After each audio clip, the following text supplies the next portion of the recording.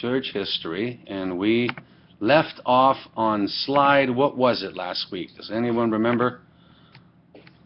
I think we left off on, let's see, Ebionites develop of the New Testament canon. We did not talk about the development of the New Testament canon, did we? What does canon mean, other than something you shoot? What is the canonization of the Bible? Anybody recall? Standard or rule. Standard or rule by which to judge what New Testament books should be included into the New Testament.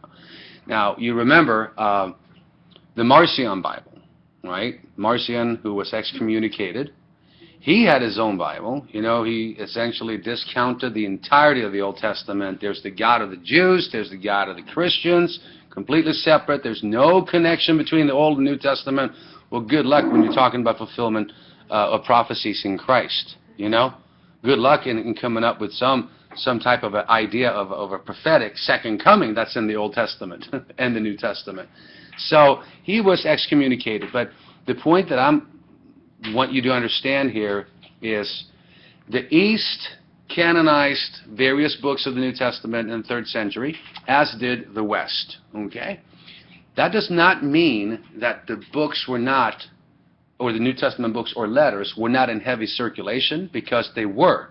By the close of the 1st century, yeah, maybe you didn't have the Bible like you have it today, but the letters were floating around. And along with those, of course, shortly thereafter, you have the Gnostics. And you see Paul responding to Gnostic teachings, etc.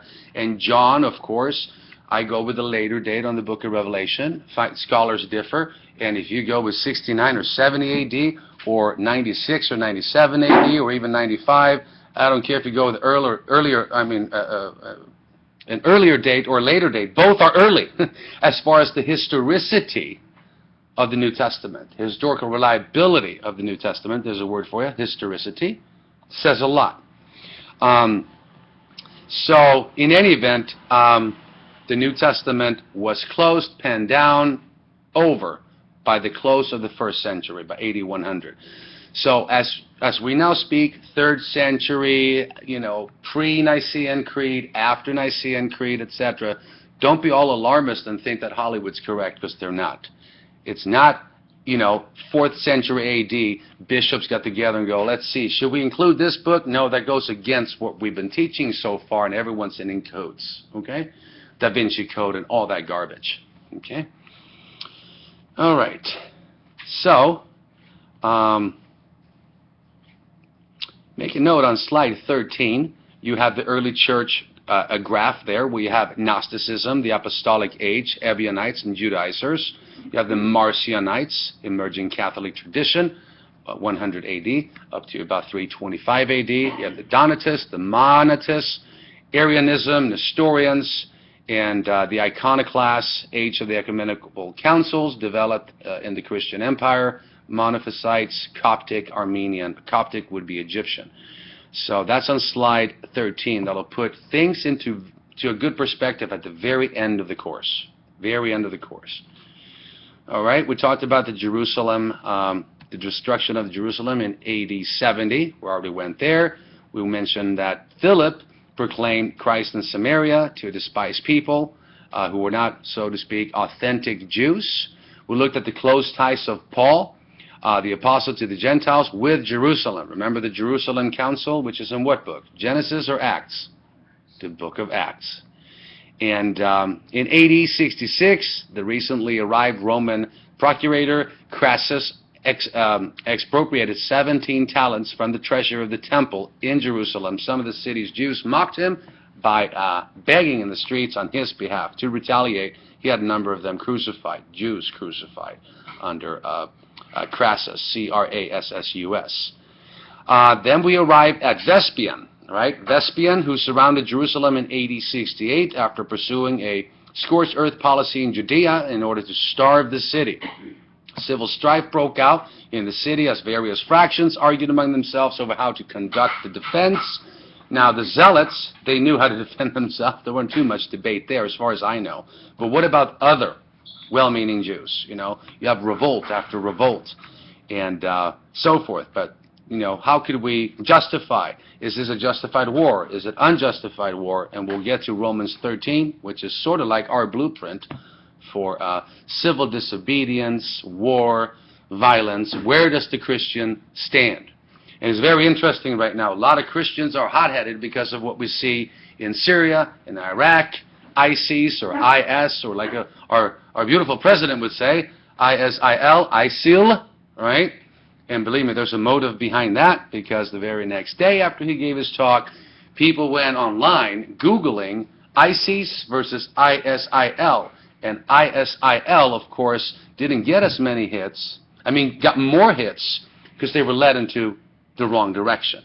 But if you look up ISIL, Google it, find a reliable source, you're going to see what part of the Middle East that includes, and it includes Israel. So they get another thing coming, so to speak.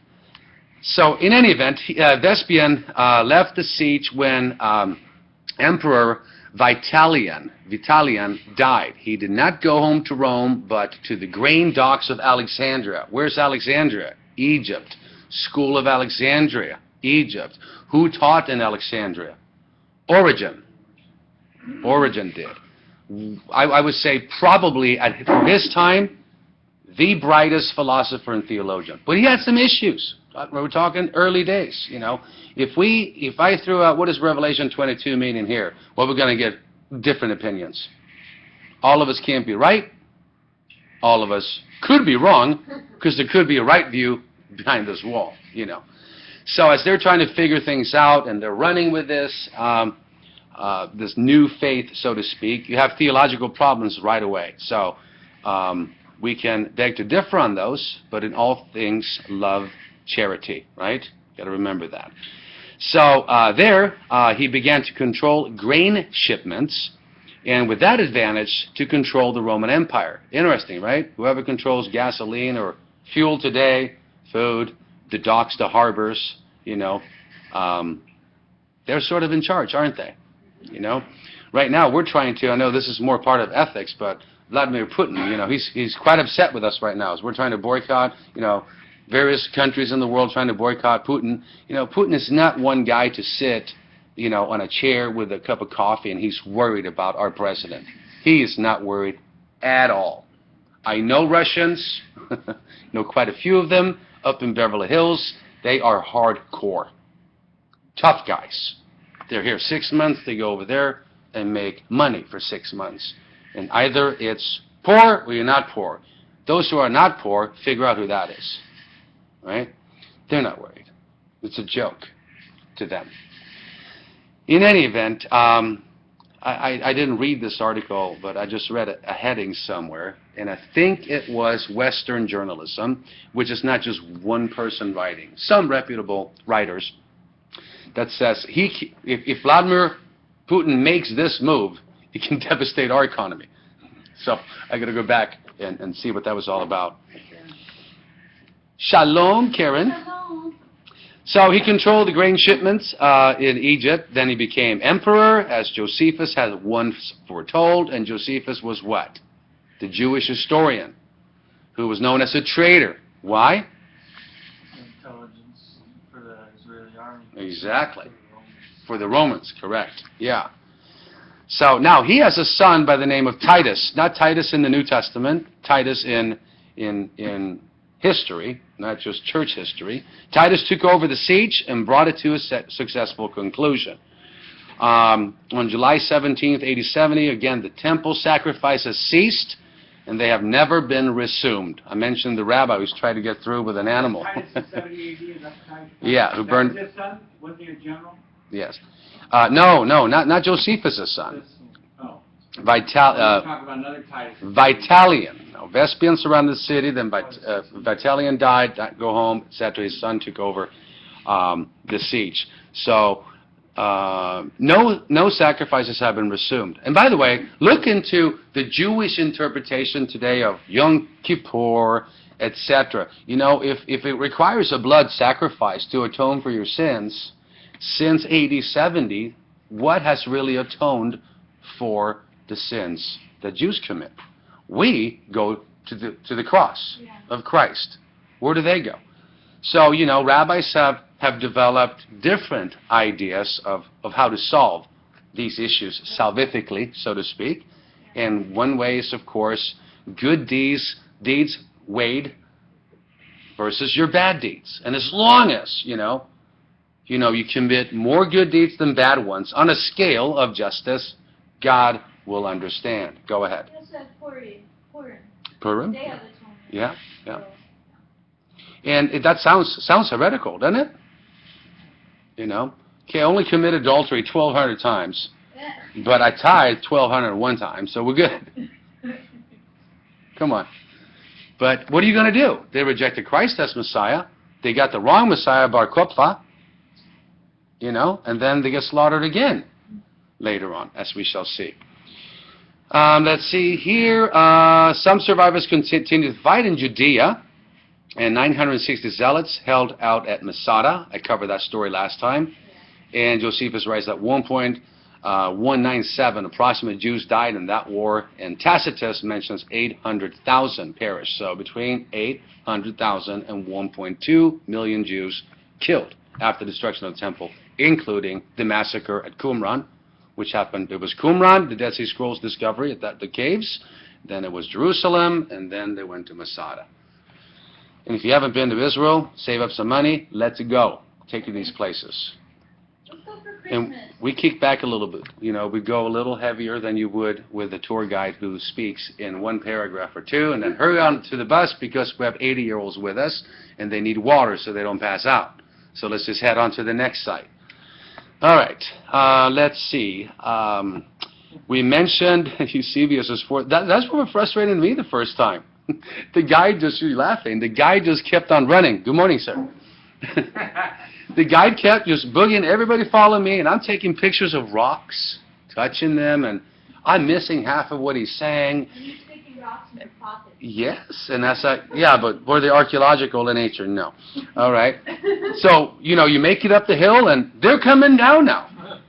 And I'm like, we just got here. It's just Caesarea Maritima. You want to stay there for half a day. Yeah. Where is that prison cell? How do we know there were horses here? Where was Paul? What's that building? That's Crusaders. Okay, let's just have a good time. And of course, apologetically defend these things, which is very important. Okay, let's see here. There were fewer converts from Judaism to Christianity in the years following that war, no doubt. Remember also that Christians, I mentioned, they were viewed as traitors because they fled and didn't participate in the fight, as in joining the zealots and rebels. Why? Those who live by the sword will die by the sword. But here we have to ask also a question of justice. Okay, remember, in every century since the ascension of Christ on Mount of Olives, when he went back to where he came from, thusly divine, everybody anticipated the second coming. Right? They did that, in every century. So when you think of last days, I think that is an erroneous way of thinking about eschatology. The last days are here, ask all these prophecy buffs and it's like last days. Listen, the last age began at the ascension of Christ. Hebrews chapter 1, Paul says, in these last days. Mm-hmm. What is that? We're going to last days for 2,000 years. Right, and that word in Greek, I believe, is eons. It's not days. I believe so. It's age. So it's a final age of time that began at the ascension up till now, and might continue for another 500 years. I doubt it, but that's because of my presuppositions. You see what I mean? And that's where we have to be careful. It's like the ascension of Jesus Christ. That's when the last age began. Okay, thank you. Well, this present age and the age to come, we're in the present age. Yeah, we're still in the present age, exactly. Understandably, the synagogues at of the diaspora, what does diaspora mean? It's not diaspora. Diaspora, dispersion, right? Multiple dispersions. That's how they ended up, the Jews, in Germany and France, Sweden, Italy, Spain, here in America, all over the place, right? And then, remember, following Israel, or Jerusalem, like we would say today, following the diaspora, the Romans came back in, built a pagan city, right? It wasn't Jerusalem anymore, not under them. We'll get into some of that. But the point is, this whole notion about Palestine, Palestine, Palestine, it was not BC, okay? It was way later. Judea. Judea. And what was Israel, did that region call way before then? Canaan, right? Canaanites. They lived there. And look, you need to get the book by Geisler. It's called Big Book of Bible Difficulties. That's one of them, Big Book of Bible Difficulties. He goes through most of the controversial verses. Now, when we say Big Book of Bible Difficulties, if I was a sarcastic skeptic, I would go, you need a big book this fat just to deal with alleged discrepancies? Well, these are not discrepancies that we just dreamt up, okay? It's cheap shots from the other side. Some are legit questions, but we need to give them a defense. 1 Peter 3:15, be ready always to give an apologia, a rational, reasonable answer, defense for the hope that lies within you. And you know what? Geisler told me in person, he says, you know what? I learned more writing that book than ever before. It was just rich, you know, just big. From Genesis to Revelation. And here's the disappointing thing. I'll be reading the Bible one day, it's like, whoa, okay, I have an issue here. I'll go to that book and it doesn't mention it. So I'm like completely lost on my own now. So it doesn't have every verse, but it has the main verses. And you know what? Read one of those half a page a day. 1 week, you have 7 of those down. Start with Genesis and go all the way back. All right, let's see where we're at. Before AD 70, Romans in high places recognized that there was a difference between Christians and Jews. They recognized the difference. Tacitus, the Roman, tells us that Titus himself hoped to abolish both religions by striking at their common root. As Christians and Jews associated less and less as a Jewish, antipathy against Christians, this continued to increase. It became clear to some Roman officials that Christians and Jews were really separate entities. Those who in practice might have extended the Jews' state of what they call religio licita to Christians were less likely to do so post AD 70. Before, yeah, all right. After, definitely not.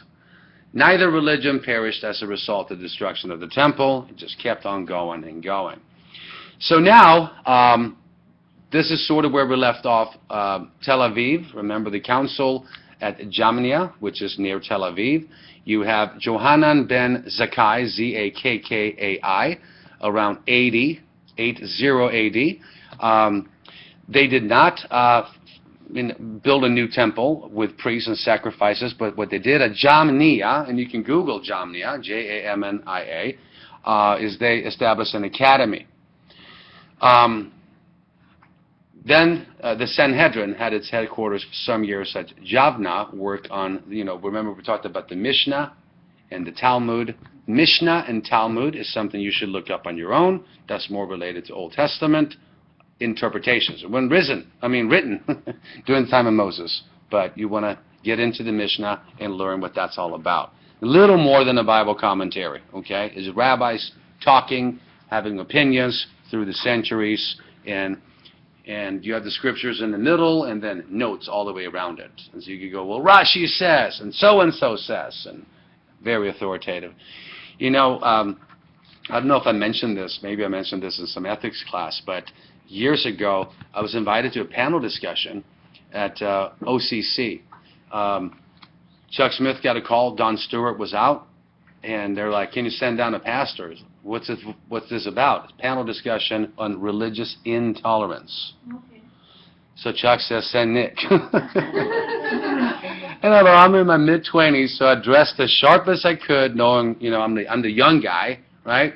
I show up, and it was literally, I felt like I was at the School of Athens. Wow. Just Mars Hill on steroids. Yeah. Hostile audience, Jewish rabbi, Muslim imam, Catholic priest, Greek Orthodox priest, me,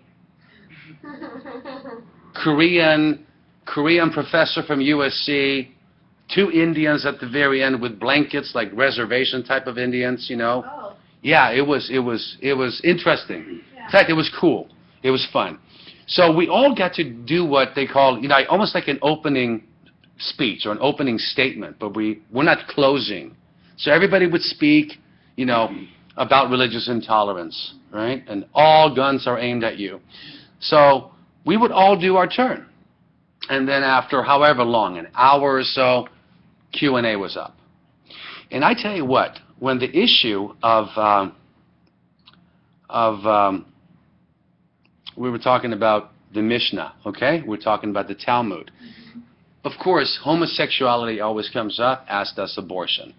Human cloning, stem cell research, pulling the plug on grandma, physician-assisted suicide, euthanasia, euthanatos, good, happy death.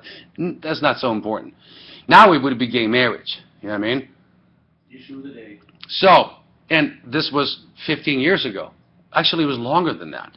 So the issue of gay rights came up, and the rabbi, female rabbi from the Hillel Center in Orange County, you would think would be conservative because Orange County? No, they're way more conservative in LA at the Hillel Center. She gets up and essentially she says, look, if God made you that way, happy Hanukkah. If God made you that way, you need to embrace it. And she gets a standing ovation. Gets up to the Islamic imam, the Muslim. He grabs the microphone, because we're all on mics now. We're sitting down. He says, I'm going to let Nick answer that one. Get the Catholic priest, Nick will answer that one. Greek Orthodox, I'm married, Nick's going to answer that one. And I'm just going, really? It's like if everybody just had a 3x5 card memorized, 1, 2, 3, 4, 5, we could have given like 8 arguments, reasonable arguments. The same thing on abortion. It was just really ridiculous. So don't show up unless you know what you're going to say. Don't show up. The Lord will give you wisdom. He can give you biblical wisdom. He's going to bring to remembrance what you've already studied. Yeah, and the Holy Spirit can definitely, fine-tune what you're doing. But listen, we need to be Bereans. We need to know what we believed and why. So when Christ said in the Great Commission, He didn't say, you just got saved yesterday? Listen, go to Philippi and preach. What are you going to preach? Jesus died for your sins, except now. Who's Jesus? Some Jew, dude. Okay. Right? Just trust me. Well, who are you? I just had an encounter 2 days ago. You see? So when Jesus said in the Great Commission, right, what did He say? Go into what? Come on, help me out. Go into all nations. And what order does He command what? Teaching them all things that I've taught, right? And then what? Baptizing them, and then what? Make disciples of all men in a nutshell. But listen, if you're observing what Jesus has taught, and it's not a recommendation, it is go, therefore, into all nations, teaching all things, right, that I have commanded you, taught you, right, which includes baptism, etc., etc., etc. It shows that you at least ought to have a backpack with a little bit of knowledge. Not a PhD in theology, doesn't call for that. But remember this, the disciples spent 3 years in seminary with Christ, walking around, and they learned a lot, quite a bit, right? More than you're going to learn 20 years in a seminary, because they were with God Himself. In any event, that rabbi, the point of the Mishnah and the Torah, not Torah, the Talmud was, she lied. I got up against her when it was my turn. I says, first, our friend over here is awfully confused on their own Torah and Tanakh. I said, nowhere in the Old Testament, which is just one to them, I said, nowhere in the Tanakh is homosexuality applauded. Nowhere is it a gift. Nowhere does it say that a male should be united with a male. It says a man and a woman. Even Christ says, have you not read that from the beginning He made them male and female? Okay? And she starts to... Now what you have to do is you have to be very careful, right? Because if the rabbi and me are going at it, then the people in the audience could just go, if they can figure it out, I'm just going to give it up. Right. So you have to be very quick, and it's getting hotter and hotter and hotter, and you have to be cool. So I basically, I just says, listen, You have a bunch of do's, Leviticus. You have it in Deuteronomy. I think, what is it, Deuteronomy 18, Steve? If a man lies with a man as one lies with a woman, let him be put to death. 17 minutes. What's that? Leviticus 17. Leviticus 17. 18 false prophets. And you have similar things, condemning prophets and so forth in Deuteronomy. So when I shared that verse, in Leviticus, where the whole chapter says, do not, do not, do not, do not, do not, do not. And it says, do you think when it says, if a man lies with a man as one lies with a woman, it says do? It's the whole context. You don't know Hebrew. I've studied Hebrew how many years? I says, that's an ad hominem, it has nothing to do with it. Let's focus on the context. Well, I've studied for 17 years. Okay, at that point I only have 1 year in Hebrew, right? So, but that's a distraction. It's a red herring from the main issue. Let's focus on the context. And here's what I said. The verse, if a man lies with a man as one lies with a woman, according to your law, I'm under grace. New Testament. You're under law. I said, the verse is sandwiched between bestiality and child sacrifice. Oh my gosh, you said that? I said it. Oh my gosh. I know, it's terrible. I love it. But you know what? That's the Torah, right? Yeah. And so that's what it says. I says, so if it says here, bestiality is not all right, homosexuality is, and by the way, cannibalism is wrong, there's only one command to do? Is that what you're telling me? And then I just had to be quiet. So then I went on. I says, well, here's the answer. And I gave the theistic answer, and I gave a Darwinian answer. If you're a Darwinist, survival of the fittest would condemn homosexuality because you can't co-create, you can't produce. Yeah. Yeah. There's an arrest mode in the DNA. You just can't duplicate what you got going on. And so Darwinism, homosexuality, therefore, is what? It goes against the furtherance of the human race, the common good, all sorts of diseases that are not prevalent in the heterosexual community. Natural selection, would wipe them out. So I'm here to help them and say, stop. And it says, now theism, like the rabbi said, when I say theism, I mean Judaism, Christianity, and Islam. And Islam is not really theistic because you're dealing with an arbitrary God who you can't really know. And part of theistic belief is he's knowable and not arbitrary. See, Allah for Muslims is so perfect he can lie perfectly. Revoke your salvation 1 second, give it back. Muhammad didn't even know he was saved. But now, jihadists, the only way you can know for sure that you are saved and you will make it to paradise is if you kill somebody or kill somebody and take yourself with them. Now your whole family will make it. That's why you see 60-year-old grandmas going, I'm so proud of Ahmed or my son. Or my grandson for blowing up that Jewish hospital. Because now we all have salvation. Only way to be sure, by jihad. Not inner jihad, inner struggle, but external jihad also, which is kill the infidels. In any event, so this is just, that's what you see in the Mishnah, the Talmud, and when she quoted one of the rabbis, no, Rabbi so-and-so is well-respected, agrees with my view. Within a few days, I drove straight up to Pico. I have my little Jewish bookstores there. Walked in, I don't know if it was Rashi or what commentary it was, on Leviticus, this big. Yeah. Pulled it off the shelf. It's like, $180. So I'm like trying to open it carefully. When I got to his commentary, he laid it on harder than Paul did in Romans 1. So she was... Or 1 Corinthians, If you do this, you will not inherit the kingdom of God. Or Romans 1, you've exchanged the truth for a lie, right? Oh, no, he gets systematically into how they should be executed. Crazy stuff, right? So I'm just looking at this, and a rabbi walks in. I go, Rabbi, I have a question. I'll hold the book away. I go, what does so-and-so say about homosexuality? Rabbi so-and-so. Maybe it was Rashi from France. He says, he condemns it. I go, well, one of your rabbis showed up at Orange Coast College, and we had a panel discussion, and she, from Hillel Center, Orange County, said X, Y, and Z. He says, they're so liberal. I go, good. So you know what? I was going to buy that thing, and I wanted to memorize what he said in English and Hebrew. Just for next time. Just taking it seriously. So they go, you could just go, no, on page 1122, halfway down, he says, and it means this. And then there's just no doubt. You know what I mean? But I didn't set out to do it. Question that's not popped up yet. Would be insane to do it, but would it? Some would say that's just nuts. No, it's not. Because I would be ready next time. But I know where to get it. If I ever show up with something like that again, I'll whip it out. No. All right. I'm not going to talk about Pella, Nazarenes. Oh, we talked about the Nazarenes. All right, we got to move on here because some of the stuff we mentioned last week. A second fall of Jerusalem is also part of the story of Gentile homogeny, if you will, in the Christian church. In 117, this is a key date to remember. Let's see if I'm able to actually give you a bigger view. Yeah.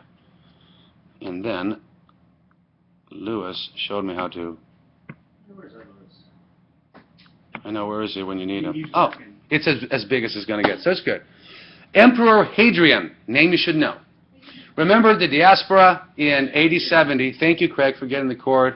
I'll get you back Monday. So AD 70, they're done. Okay? Second fall of Jerusalem, 117, Emperor Hadrian toured the eastern reaches of the Roman Empire and decided to make a Roman city of Jerusalem and renamed it, what?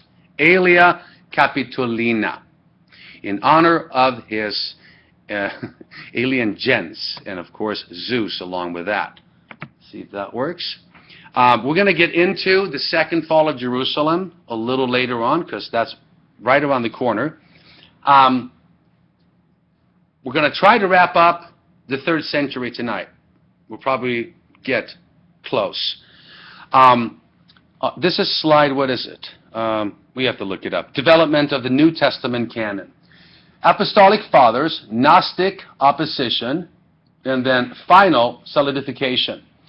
Between 100 and 140, you have no serious debate, no official pronouncements yet, all right, as far as the New Testament canon goes. But remember, if we date the book of Revelation, AD 96, all of them were penned down before the close of the 1st century. Very important. And the West and the East, of course, canonized different books later. How many books are in the New Testament? 27. Okay, so you're going to see later on that so-and-so went with 20, and the other 7 are floating around, and they believe that that was under divine sovereignty, etc., and it just took a while because you're dealing with man. Nonetheless, you have quotations in the Apostolic Fathers at the very top. 4 Gospels, Pauline epistles, unspecified corpus. Gnostic opposition, there you have the reaction against Gnostic, what is that word there? I can't even see it. Translation of the canon, and that would be, here we are at Marcion. Remember, Marcion put together his own Bible, excluded, various Pauline epistles, rejected the Old Testament. There's the God of the Jews, there's the God of the Gentile, there's no connection whatsoever. And of course, he was excommunicated later on, which we will see quotations in Church Fathers, Muratonian canon at 180 AD, Gospel of Truth, which is Gnostic, just like a Gospel according to Thomas, Gospel of Mary Magdalene, Gospel of Judas. You know, you can buy Gospel of Judas at the Dollar Tree, sitting there in a basket. That's all it's worth, not even that.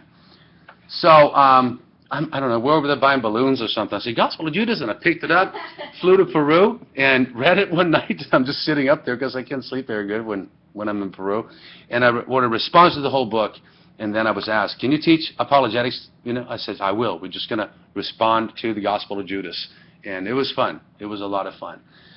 General agreement by the end of the 4th century or late 3rd century. You'll see that too. See 220 to 400, 396, 367, east-west. And of course, Origen. He's teaching now in Alexandria, Egypt. Philosopher, theologian, being credited lots and lots of volumes. As far as writing goes, he was prolific, to say the least. Yeah, now later on in church history, we'll look at Origen. Well, some heretical implications there. Listen, you have heresy pretty much in every pulpit throughout the world. Everybody does not know what time it is. I am not claiming to know everything that there is to know. Are you kidding me? We would all have to remain silent and we couldn't teach at all. Nonetheless, you have the 4 Gospels, Acts, 13 Pauline epistles during that time, 1 Peter, 1 John, Jude, and Revelation. Hebrews, 2 Peter, 2 through 3 John. And then you have, of course, the shepherd of Hermes. You have the Didache. Anybody heard of that word? Yeah. Apostolic Creed. We're going to get into some of these things in a bit. And then right below Origen, 4th century, you have the church historian Eusebius, the church history, book on church history. Very good to read, very rich. So look that up and blow it up yourself as far as seeing the screen. All right, the year of the 4 emperors, AD 69. 1 year before the fall of Jerusalem. Remember these names, they're good to know. Galba, Otho, Vitellius, and Vespasian. Vespasian is a bigger name because he was an emperor from 69 AD to 79 AD. And here's some of the names that you will hear throughout the course. Titus, we already mentioned him, ruled from 79 to 81 AD, so you had 2 years. Domitian, that was a bad guy. Very, very bad. 81 through 96, picking up through 96 through 98, you have Nerva. Then you have Trajan. Now we're entering in from 96 AD up to 117. Hadrian, also a bad cat. Very, very bad. Launched a Roman persecution against Christians like you wouldn't believe. Like ISIS back then. ISIS back then on steroids. Seriously. Antoninus, 138 through 161. But nonetheless, these are the ones that are known as the 4 emperors in 1 year. Right? So you can tell there were quite a bit of issues in that region. All right, I wanted to talk about Simon Bar Kokhba, son of the star. Remember, Jews, various Jews, not all Jews, because the first Christians were Jews. Hello? It's not a Gentile faith. So, Jews, unbelieving Jews in Messiah, right, in the Mashiach, they said no. Here comes Bar Kokhba along. His adopted name refers to Balaam's prophecy about the star that would come out of Egypt. So far, sounds good. Simon gained the endorsement of the renowned rabbi Ben Akiba and led a campaign against the Romans in Judea between AD 132 and 135. What's important to remember during this time?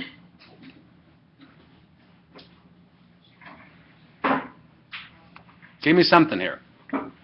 He led a campaign against the Romans in Judea. Remember the Jews that left Jerusalem, they weren't happy with the Sadducees being in charge of the temple, Hasmonean era, etc. So they went down to Qumran by the Dead Sea, copied the scriptures, we call them the Dead Sea Scrolls, in the Messianic apocalypse. By the way, I have CCU from Florida visiting us today. This is when I'm either fired or continue not allowed to teach. How are you, Devin? Good to see you, brother. So, in any event, in the Messianic apocalypse, I think it's 4Q 521. We don't have a drawing board, but when you see that written out, 4 means cave fort Qumran, right? Q stands for Qumran. 521 is the number assigned to that discovered scroll. In it, it talks about the sons of light and the sons of darkness. And remember, Messiah, the messianic expectancy in the 1st century, 2 centuries before, 2 centuries after, was at an all-time high. This is why this is important.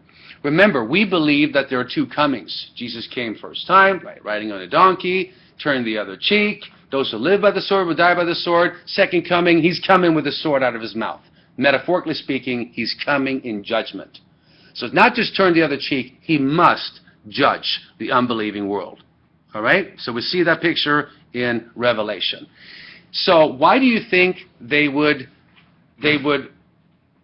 go with Bar Kokhba as the Mashiach or the Messiah of Israel? Why? Because he's leading a revolt against Rome. Jesus didn't. So they were confused, we would say, in the vengeance that we read of Messiah, right? And a peaceful Messiah.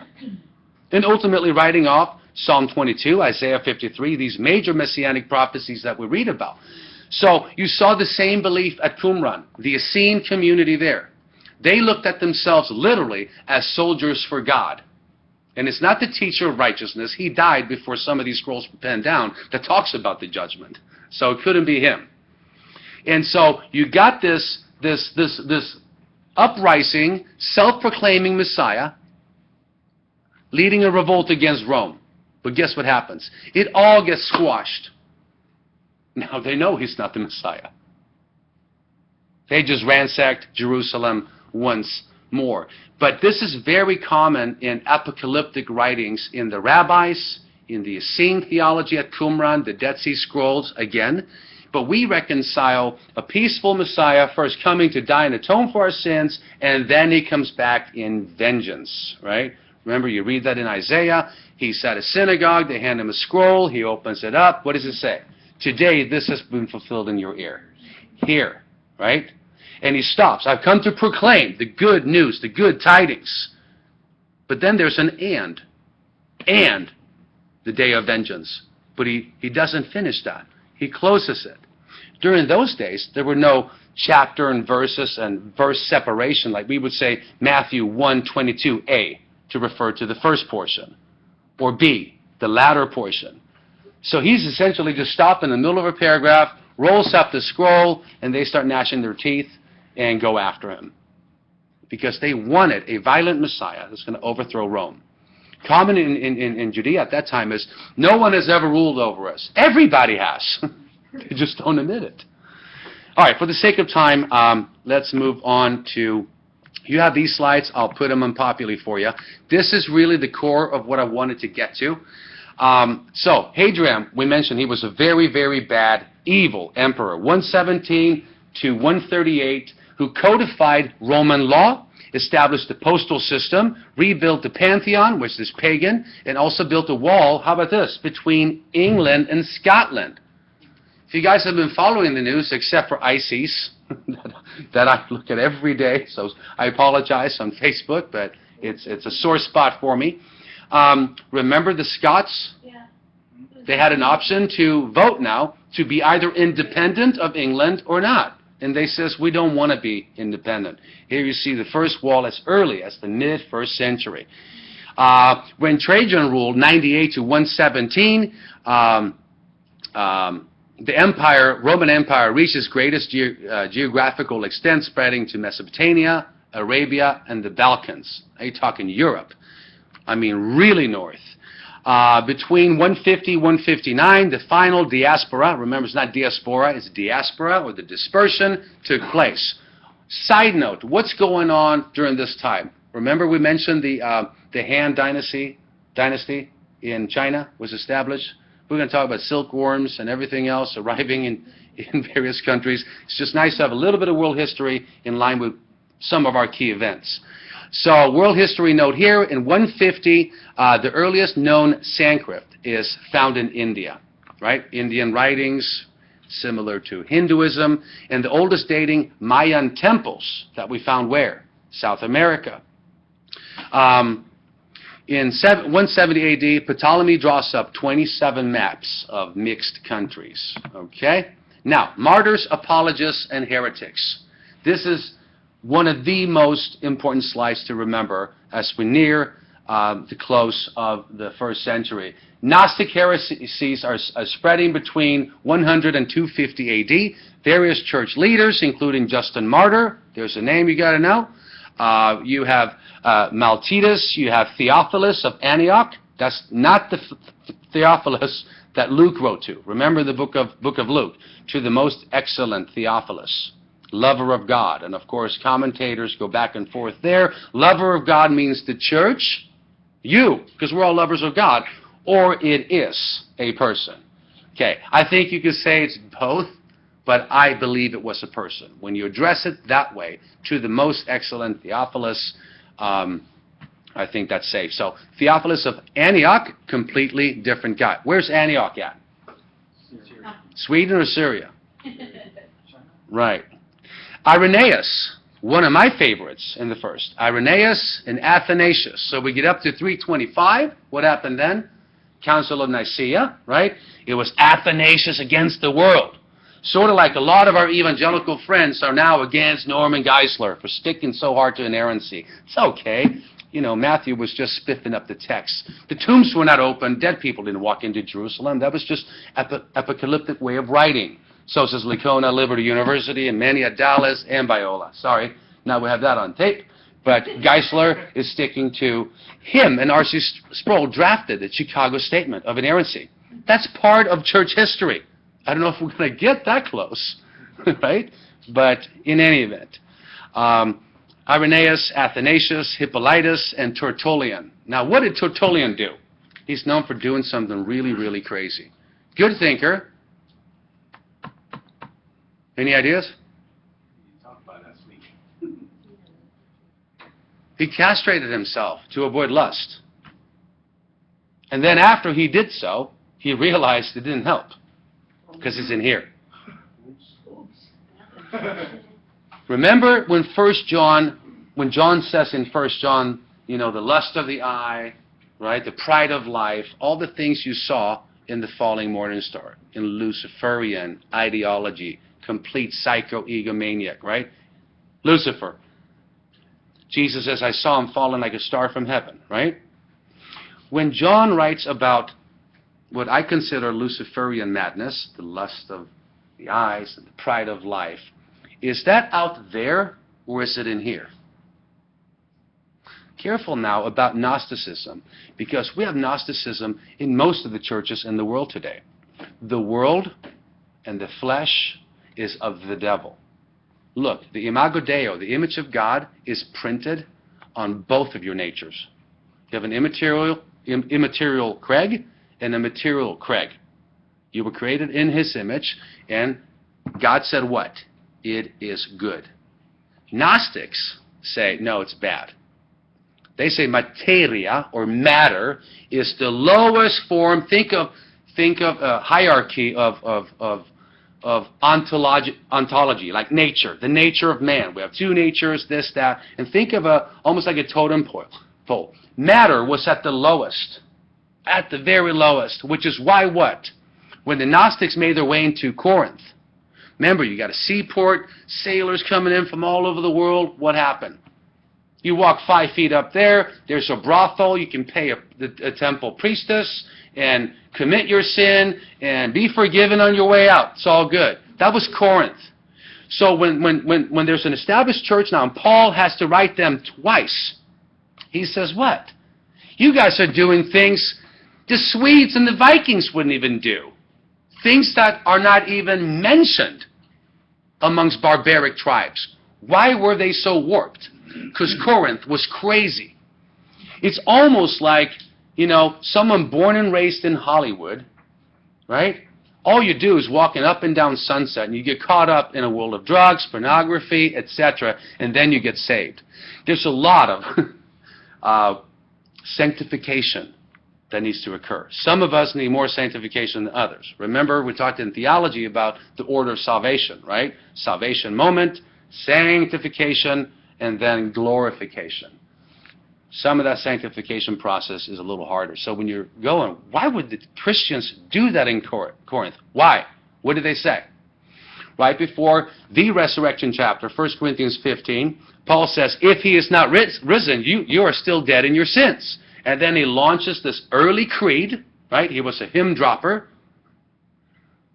or a creed dropper, that we can cover later. But the point why he develops the physical, bodily, literal resurrection of Christ is, look, your body is not evil. Because the Corinthian mindset was, look, it doesn't matter what I do to my body. God's going to redeem my soul. It's my soul spirit that's going to heaven. Not my body. It's going to burn. Which is why I'm against, by the way, cremation. I'm not going to burn the image of God.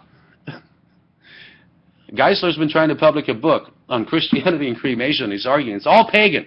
Paganism did that. And my wife is, of course, I don't care. It's cheaper that way. Like, thanks a lot. I'm going to have to save my own little trust fund or something and write a will. Don't burn the image of God. But at least that's consistent, though, right? You know, every publisher turns them down. No one's going to read that. Maybe 2.5 people. That's about it. All right. Ignatius, Bishop of Antioch, is martyred in 107, quite early. Marcion, remember the Marcion Bible? Before the close of Revelation in 96, the book of Revelation, I go with a later date there. Marcion put together his own little pagan Bible. I call it pagan Bible because he excluded so many New Testament books. The God of the Old Testament is the different God. It's the God of the Jews, he argued. The God of the New Testament, the Christian, is completely separate. There's no connection theologically whatsoever. The guy was crazy. But one thing that, just like the apologists would say in the first century or throughout the centuries, thank God for the heretics, because we have to go back to the drawing board and spell out what we talked about, the hypostatic union, the dual natures of Christ, and the incarnation, and the virgin birth, how all these things could happen. It's split hairs philosophically. That's what you see in these guys all the way up to this day. So he's now finally excommunicated for heresy by the Church of Rome. Roughly around 144 AD, he taught that there's no connection. I already mentioned that. Let's see, rejected Old Testament, sought to remove 16 books from the already existing collection. I didn't say canon. It was canonized later. And I don't know, those of you that weren't here before, canon means what, Corey?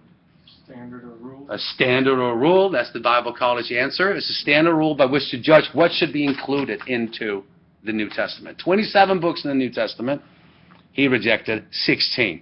But at least we had a small collection of first century New Testament epistles floating around. Right? That tells me, and should tell you, that they were in heavy circulation. Going to Alexandria in Egypt, all the way up to Antioch in Syria, and throughout the Near East or Middle East. Not Far East, that's Asianville, right? That would be like China, yes. When they did the canonization, were they Jewish or Gentiles doing it? Mainly Gentile. But here's what you have to remember.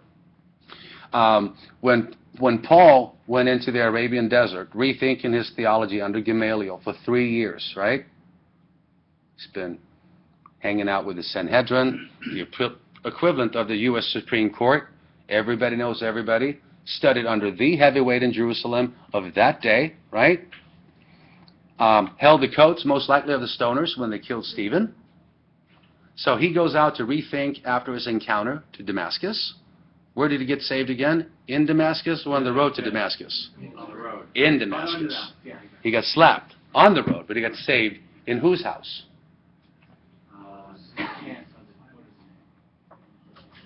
Conrad, Cornelius, Bob.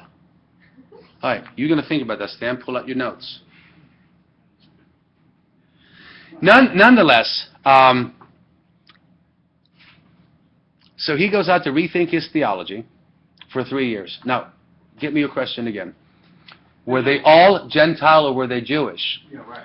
During the Jerusalem Council in the book of Acts, remember Peter, James, John, James, the half-brother of Christ. He had brothers and sisters after. He did, regardless of what Rome tells you. He did. Judas, the half-brother of Jesus, correct? He is the head of the Jerusalem church. Okay. This is, of course, more of a response that I use, setting aside our theological differences. If you believe in what we call today replacement theology, I'm not a defender of that view, or ancient supersessionism. And I know you have questions about orthodoxy. You do. And that's one of my problems with the Orthodox Church. Either you trust the church or you don't. And that's one thing. Jesus says the gates of hell will never prevail against my church. Okay. Does that make everything that a church father says perfect? No. Who decides? Time? Because the East and the West did not agree, really, on, if you're going to talk about the Holy Diocese, you're going to talk about this guy having a direct cell phone to God himself. Why did you guys disagree on the New Testament books in the first place? Why did you have to debate them if it was so in tune with everything? And then you get the Protestants, protesting against the Roman Church. And really, the Roman Church protested against the Eastern Church. So they're all a bunch of protesters except for the Orthodox Church. But they were also embracing Arianism for a long time. But replacement theology, here's, in context of that question, I know it's a long answer. Ancient supersessionism. God is done with the Jews that rejected the Messiah. They turned their back, and so he's done with them. All the Old Testament promises made to Abraham, Isaac, and Jacob are now transferred to you and your spiritual Israel. All right? And it depends how you read various letters in the New Testament. You go with this interpretation or the other. Here's my point. The next 13 generations that ruled the church in Jerusalem, including during the time of the diaspora, were all Jewish. They were Jewish bishops. 13 of them after James. Then the Gentiles come in, and you start seeing a very Gentile theology, because some of them got really ticked off, were upset in that, trying to evangelize the Jews, they weren't too successful, even to this day. Show up at the Western Wall. You have them standing there, little Jewish apologists with the long hats, and, if Jesus is omnipresent, is he in my heart? Well, he's omnipresent, all right. Is he in my heart? And the answer is Yahweh omnipresent? Is he in my Gentile wretched heart? Same thing. Yeah, he's in my heart, he's in your heart, but not working out an act of salvation. Well, let me ask you a question. The Yahweh of the Old Testament. The what? The God of the Old Testament. Yeah. Is all present? He's omnipresent, correct. So, is he in my heart? Of course he is. Okay, so there goes your answer. Right. Yeah, but they don't believe that Jesus is God, and they're trying to trick you. Jesus is omnipresent. Their God is supposed to be everywhere. Right. So he's in your Gentile heart. Yeah, exactly. You're just flipping the table. But nonetheless, so 13 generations in Jerusalem running the temple. I'm not talking about where in Syria right now that became the first place where they would call Christians, right? Mm-hmm. So Marcion is killed between 132 and 135. The second Jewish rebellion occurs in Jerusalem, is destroyed once again. And this is interesting because, you should really pick up a couple of books on Bible history and archaeology. I use those as commentaries. I don't read many commentaries. If you're starting with the book of Matthew, have a book on archaeology, open it to Matthew, and read everything that happened. Archaeological Study Bible, that's a great tool to start with, right? But the second time, after the first diaspora in AD 70, the Romans come back in, let's build up this place. This is why there are disagreements within so many different church movements, even down to, like I mentioned before, the Garden Tomb or the Church of the Holy Sepulchre. What spot did this and that happen? And when we get up to Constantine, his mother, Helena, big pocketbook, right? Heads into the Holy Land, start the pilgrimage 1 year after Nicaea in 326 AD. Starts the pilgrimage of people coming in, Christianizes the whole place. She meets a guy in Tiberias, which is left or west of Lake Tiberias or Sea of Galilee, which is really a lake, Lake Gennesaret, same thing. And there's this dude by the name of Joseph of Tiberias, and he knew everything and everybody. She's interviewing all these scholars and theologians that are left. And by the way, Tiberias, you don't see too many Jews. Why? Because it was built over a Jewish cemetery, which goes against Torah law. But you'll see them every once in a while passing through, check into the hotel. Nobody says anything because most of them are unbelieving Jews. So when you're there and you're tired of the ruckus in Jerusalem, head up to Tiberias and have a pizza. It's a little more secular. Go witness to them. They're far more open. But nonetheless, we're going to have to wrap up this class. Let's go through the next slide, and we'll move into the next subject. We had some difficulties before you guys showed up, as we always do, All comes down to one chord and who took it. But now we have our own. Yes. All right. Second Jewish rebellion occurs again between 100 and 200, roughly. The Didache, or the Apostles' Creed, is written. Okay? Write that down. Google it. Find a reliable source. Don't go to Wikipedia. Don't ever quote Wikipedia on papers, because you can write anything from that source. In 155, Justin Martyr writes his first apology. Now, when he says apology, what do you think that means? He's apologizing? No, his defense, his apologia, his apologetic. In the same year, Polycarp. Now, that's a very important guy to remember, Polycarp. We're getting closer to home now, just like Helena built churches over various sites where they believe these things happen, right? Joseph Tiberius said so. Same thing with Bethlehem inhabitants and so forth. Polycarp, Bishop of Smyrna, a direct disciple under the Apostle John. Very, very close. Remember, they killed them all except for John. They tried to boil him, right? He jumped out. Then they put him at Alcatraz in Frisco. I'm kidding. The Isle of Patmos. And then they let him go. And it was to that same John that Jesus said on the cross, right? Take care of my mother.